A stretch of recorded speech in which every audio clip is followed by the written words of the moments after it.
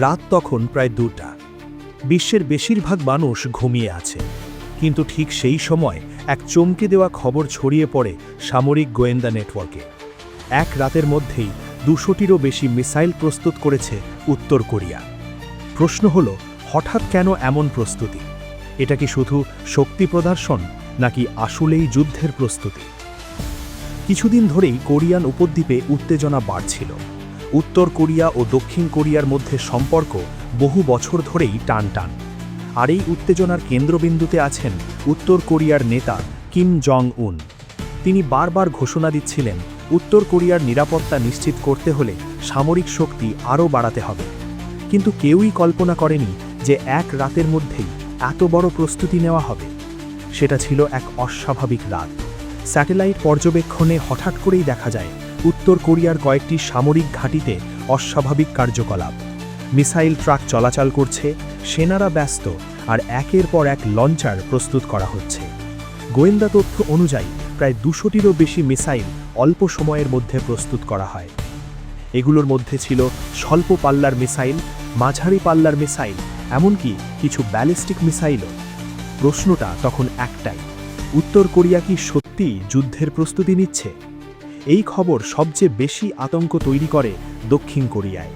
দক্ষিণ কোরিয়ার রাজধানী সোল উত্তর কোরিয়ার সীমান্ত থেকে খুব বেশি দূরে নয়, ফলে সেখানে মুহূর্তের মধ্যেই সামরিক সতর্কতা জারি করা হয়।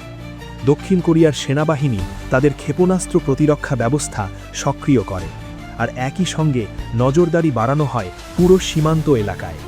এই পরিস্থিতিতে চুপ করে বসে থাকেনি আমেরিকাও, কারণ দক্ষিণ কোরিয়ায় হাজার হাজার মার্কিন সেনা মোতায়েন রয়েছে। মার্কিন সামরিক ঘাঁটি ক্যাম্প হামফ্রিজ তাৎক্ষণিকভাবে উচ্চ সতর্কতায় চলে যায়।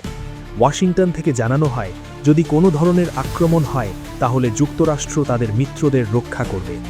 এই ঘোষণা পরিস্থিতিকে আরও উত্তেজনাপূর্ণ করে তোলে।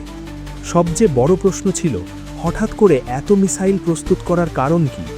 বিশ্লেষকদের মতে এর কয়েকটি সম্ভাব্য কারণ থাকতে পারে। প্রথমত, সামরিক শক্তি প্রদর্শন। উত্তর কোরিয়া প্রায়ই এভাবে তাদের শক্তি দেখিয়ে রাজনৈতিক বার্তা দেয়। দ্বিতীয়ত, সম্ভাব্য যুদ্ধের প্রস্তুতি। আর তৃতীয় কারণ, মহড়া বা পরীক্ষা। কিন্তু সত্যটা কি তা অনেক সময় প্রকাশই করা হয় না। বিশ্বের অনেক বিশেষজ্ঞ মনে করেন, কোরিয়ান উপদ্বীপ পৃথিবীর সবচেয়ে বিপজ্জনক অঞ্চলগুলোর একটি, কারণ এখানে ছোট একটি ভুল সিদ্ধান্ত বড় যুদ্ধের দিকে নিয়ে যেতে পারে। আর সেই রাতের ঘটনাটি আবারও মনে করিয়ে দেয়, বিশ্ব রাজনীতিতে কখন কি ঘটে তা আগে থেকে অনুমান করা প্রায় অসম্ভব।